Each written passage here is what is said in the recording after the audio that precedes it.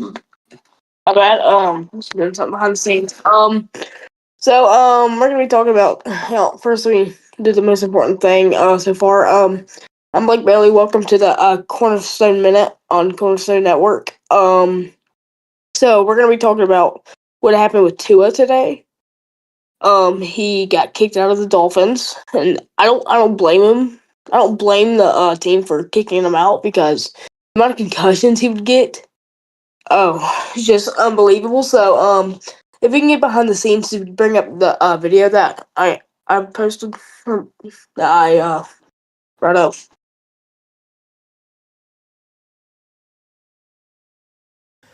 Ian, appreciate you. More to come on that later. Guys in LA, let's get in this right now. Tua Tagovailoa will be out there. Anybody can hire him. Anybody can hire him for cheap. If you're running the team, do you hire him?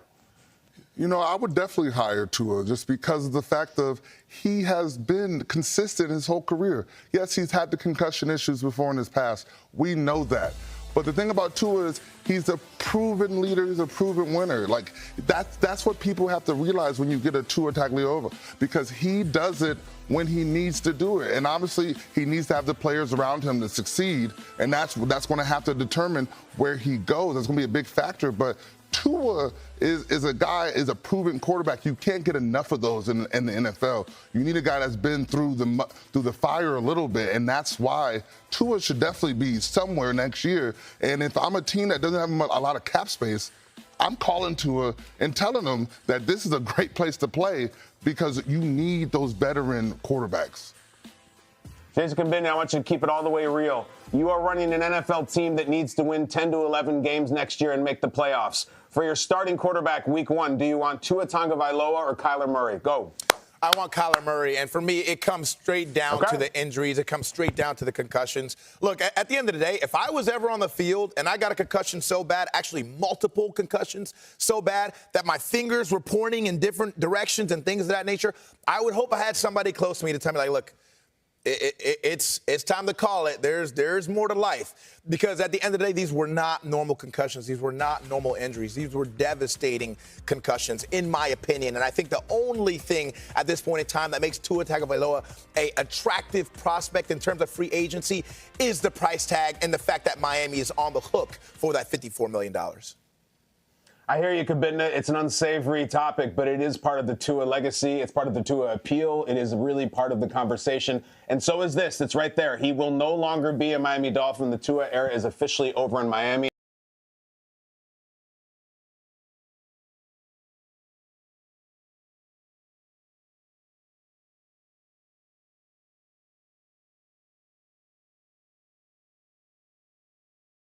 Doing something.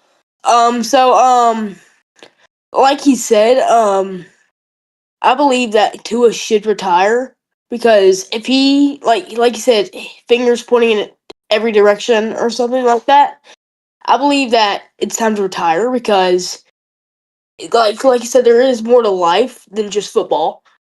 So I think he just needs to step away from football and all that, like just focus on his life instead, because the amount of concussions he's gonna get, it can just get worse. Possible brain damage. So I don't know if I have anything else to say. I guess this is just gonna be it for right now. Yeah. So I'm Blake Bailey. Thank you for watching the Cornerstone Minute on Cornerstone Network.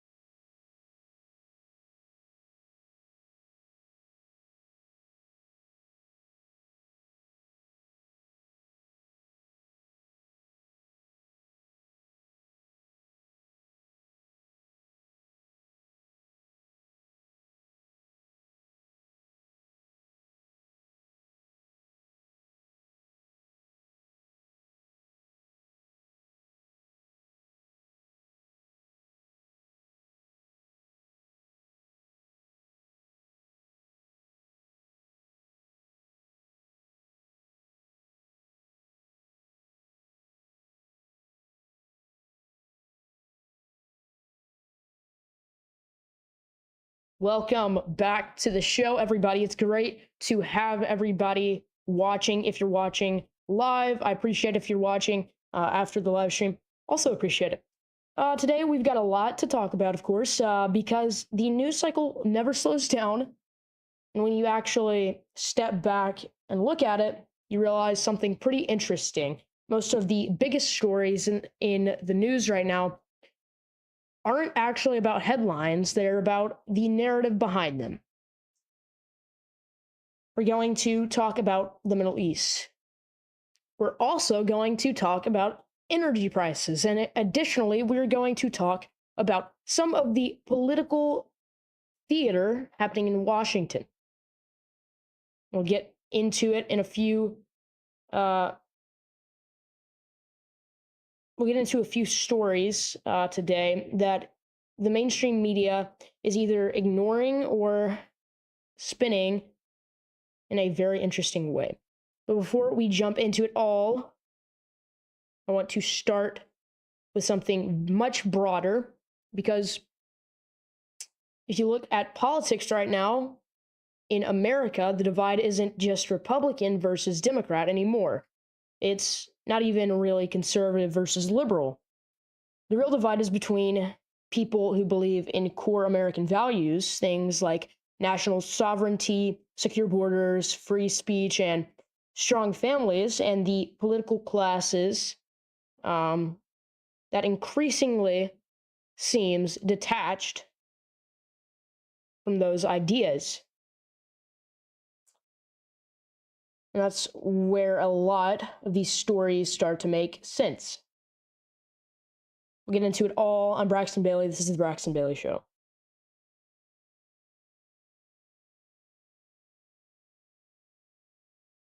Okay, everybody. So let's go ahead and start off with the Middle East. For years, the region has been a major source of global instability.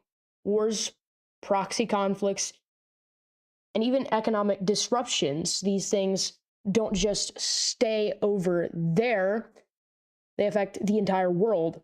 But recently, we've started seeing something interesting, a potential cooling of tensions in some areas. If that trend continues, it could have major effects, not just on security, but also on global energy markets, because whenever there's conflict in major oil-producing regions, energy prices tend to spike. It brings us to a common talking point. You hear it constantly in political debates: gas prices. Every time gas prices go up, politicians immediately start pointing fingers, but the reality is the energy markets are extremely complex. A lot of people assume that an instability involving Iran automatically means American gas prices will skyrocket. But here's the important detail that often gets left out of the mix. The United States doesn't import large amounts of oil directly from Iran.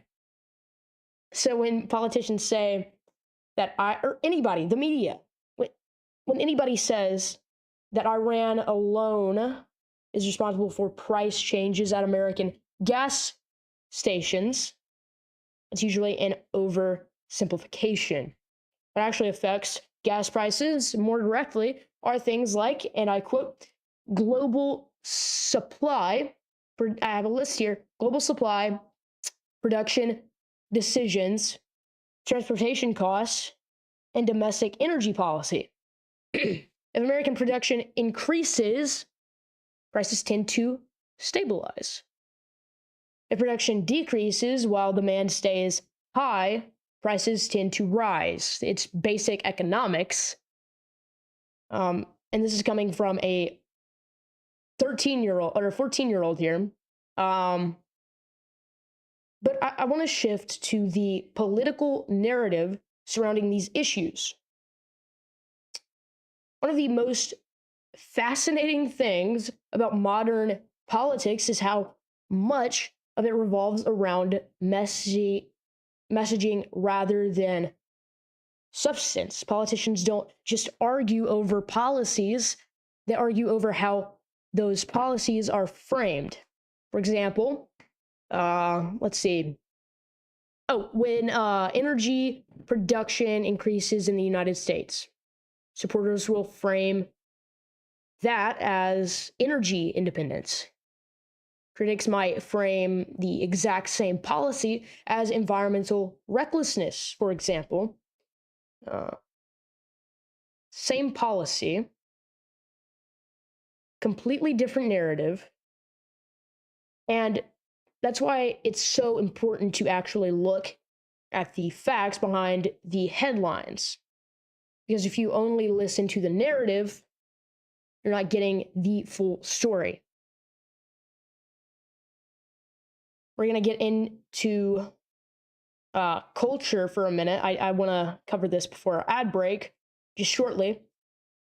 But politics doesn't exist in a vacuum. It's shaped by culture. It's shaped by values, most importantly. And one of the biggest debates happening in America right now isn't really about taxes or budgets. It's about identity. Identity. Think about that. What does it mean to be an American? For most of the country and our history, for most of our existence, the answer was pretty straightforward. I don't know, liberty, unity, opportunity, responsibility, and a shared national identity. But today, that idea is being challenged. Your arguments that America isn't really a nation with shared values. It's just a collection of different groups, as they say. Paraphrasing, of course, but that shift in thinking, I might actually not be paraphrasing when I say that, but that shift in thinking has major consequences. Because if a country stops believing it has a shared identity, it becomes much harder to maintain unity. And unity is what allows a country to function. This is the Braxton Bailey Show. We'll get right back to it after this quick ad break.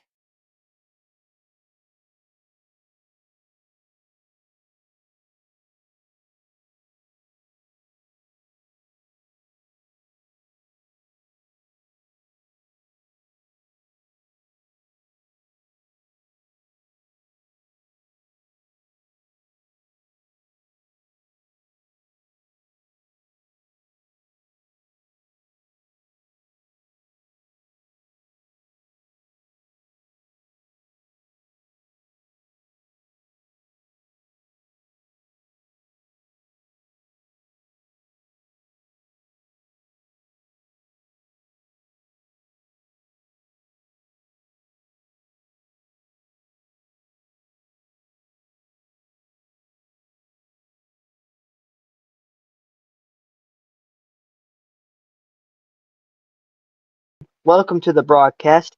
My name is Caleb, and tonight we're interrupting the normal programming for something more important than politics, money, or fame.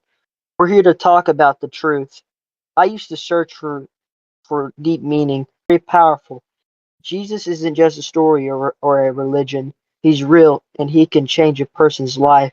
I found purpose, peace, and true direction through him. So here's the question for everyone watching right now. What are you putting your hope in? Fame, money? The world will leave you empty. But when you turn to God, you find something the world can't give you, real hope. If you're watching this stream right now, maybe this message isn't just an accident. God might be calling you. Don't ignore it. Seek him and pray and watch how your life changes. Scripture says in Matthew chapter 6, verse 33, seek ye first the kingdom of God and his righteousness, and all these things shall be added unto you. In life, we seek fame, we seek after materialistic things, but we ought to seek God in everything. As we seek God, watch God add on to everything in your life. So seek him first and watch God add more and more blessings to your life. God bless you. I love you, and there's absolutely nothing you could do about it. Peace and blessings.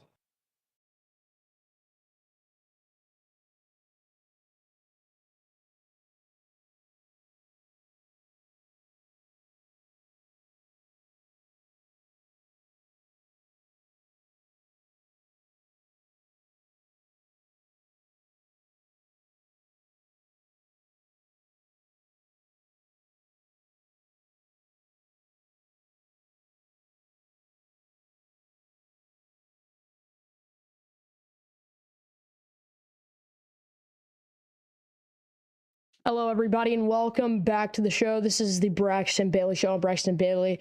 All right, so let's go ahead and go through a few quick stories making headlines right now. A number of lawmakers are once again debating their border policy. Immigration continues to be one of the most divisive political issues in the country. Some argue that the focus should be on humanitarian concerns. Other lawmakers argue that the primary responsibility of a government is to maintain secure borders, which I personally agree with. And the debate isn't just going away anytime soon. It's been a debate for a long time. There's also ongoing debate about free speech and online platforms. Social media companies continue to face pressure from both sides of the political aisle. Some want stricter moderation. Others argue that moderation is already too restrictive. Not sure where I stand with that. Sort of neutral there, but you know. But the bigger question here is how digital platforms should balance open discussion with content regulation. And finally, there's the ongoing conversation about the role of young people in politics. We're seeing more teenagers and young adults getting involved in political movements. Some people see that as encouraging civic engagement. Others worry that politics is becoming increasingly polarized among younger generations. Before we close out, I just want to sort of overview everything. But when you look at everything we covered today, the Middle East, energy policy, political narratives, cultural debates, it all comes back to a central question. What direction is the country going in? Because politics isn't just about elections, and certainly not about division. It's about the long-term trajectory of a society. And that trajectory is shaped by the ideas people choose to defend. Anyway, that's it for my segment of the Cornerstone Network. Thank you guys so much for joining. Make sure to follow me and the show on all of our social media pages, which will be in the link of my bio on my channel. But this has been the Braxton Bailey Show. Thank you for joining.